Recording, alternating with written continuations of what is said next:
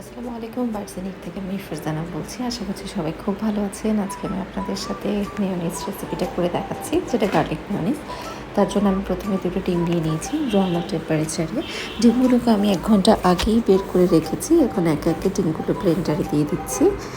চেষ্টা করবেন আলাদা আলাদা করে দেওয়ার জন্য, কারণ অনেক সময় দেখা যায় ডিম যদি নষ্ট থাকে তাহলে কিন্তু আপনার পুরো মেয়োনিজটাই নষ্ট হয়ে যাবে।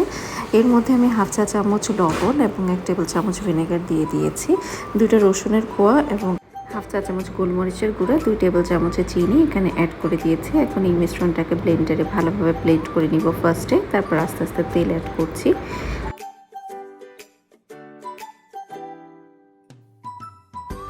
সব কিছু একসাথে খুব ভালোভাবে ব্লেন্ড হয়ে গেছে। এখন আমি আস্তে আস্তে তেল অ্যাড করছি। আমার এই মেয়োনিজটা রেডি করতে টোটাল 1 and 1/3 কাপের মতো তেল লেগেছে পুরোটা কমপ্লিট করার জন্য। এখন আমি একটু ধীরে ধীরে তেলটা অ্যাড করব। আমি আস্তে আস্তে 6 বারে তেল অ্যাড করেছি মেয়োনিজটা রেডি করার জন্য।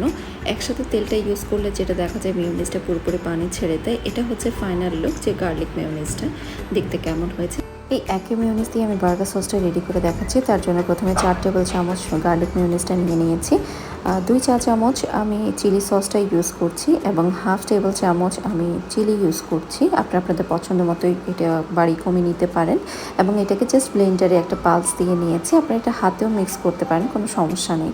সো এটা হচ্ছে ফাইনাল লুক। এতক্ষণ আমার ভিডিও দেখার জন্য আপনাদের সবাইকে অসংখ্য ধন্যবাদ। সবাই খুব ভালো থাকবেন। আল্লাহ হাফেজ।